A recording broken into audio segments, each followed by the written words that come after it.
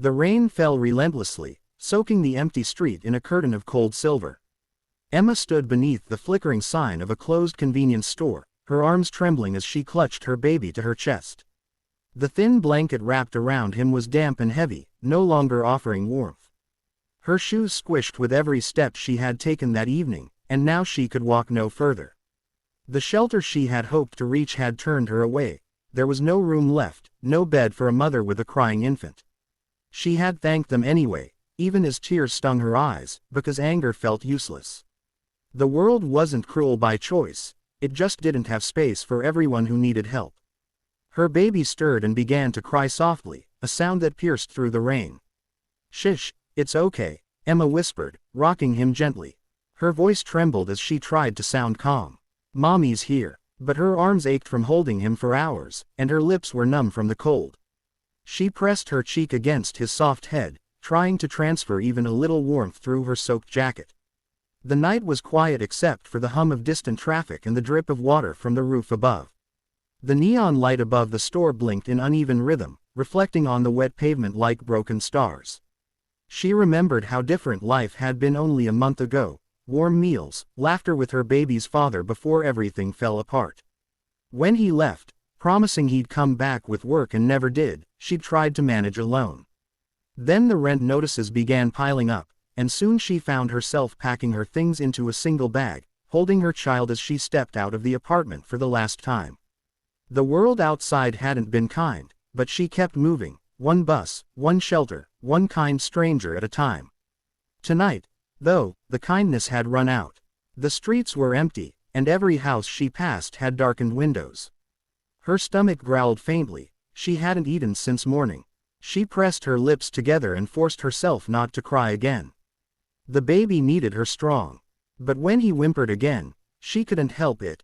Tears mixed with the rain, and she sank to the ground beside the store's wall, curling her body around her child like a shield. The world blurred before her eyes, lights stretching into streaks of color. She whispered softly, a broken lullaby that faded into the sound of the storm. "We'll be okay. Somehow, we'll be okay." A gust of wind swept through the street, and she lifted her head, startled by the distant sound of an engine. Headlights appeared far down the road, growing brighter through the mist. She didn't know whether to hope or fear. Most drivers had passed her without a glance. Still, she stood, holding her baby closer, watching as the truck's lights drew nearer. Her heart pounded, part of her wanting to wave, part of her terrified of who might be inside. The rain glistened on her pale face as she waited, standing small and fragile under the dim glow of the flickering sign, unaware that her life was about to change forever. Daniel's hands tightened around the steering wheel as his windshield wipers struggled to keep up with the pounding rain. He'd just finished another late shift at the repair shop, his back sore and his mind heavy with thoughts that never seemed to rest. The radio played quietly in the background, but he barely heard it. His daughter, Lily, was home with the neighbor, probably asleep by now. He pictured her small face resting peacefully on her pillow, her favorite stuffed bunny tucked beside her. He smiled faintly, then sighed. Being a single father was harder than he had ever imagined, but Lily was his world, his reason to keep pushing forward even when the loneliness crept in. As he turned onto the dimly lit road, the familiar route home felt endless in the rain. The streets were mostly deserted, puddles glimmering under the streetlights. Then something caught his attention. A figure standing by a closed store, barely visible through the foggy glass of his windshield. He slowed down instinctively. At first, he thought it might be someone waiting for a ride, but as the headlights illuminated the scene, he saw her clearly, a young woman, soaked to the skin, holding a baby wrapped in a drenched blanket. She looked terrified, shivering violently, her hair plastered to her face. For a second, Daniel hesitated. He'd heard enough stories about people pretending to need help just to rob someone. The world wasn't safe anymore.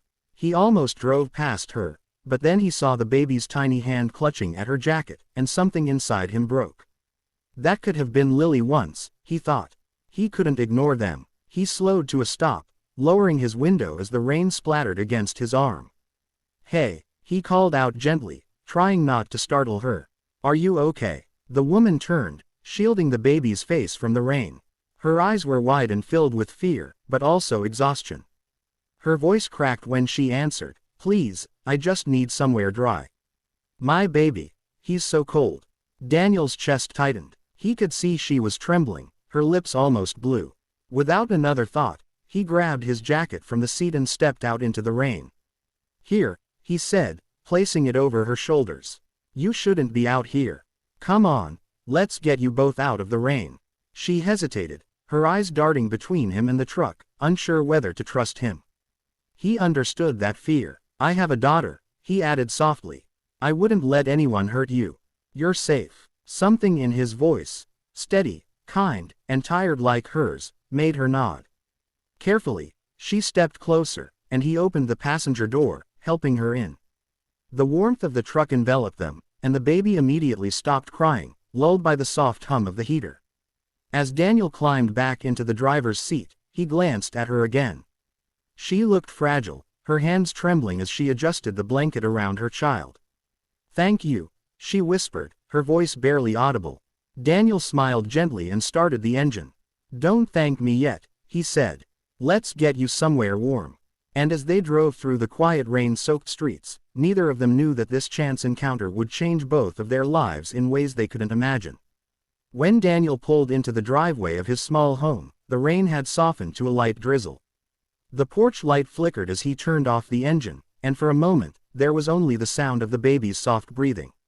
Emma sat still, clutching her child tightly, afraid that if she moved, the warmth she'd found would vanish.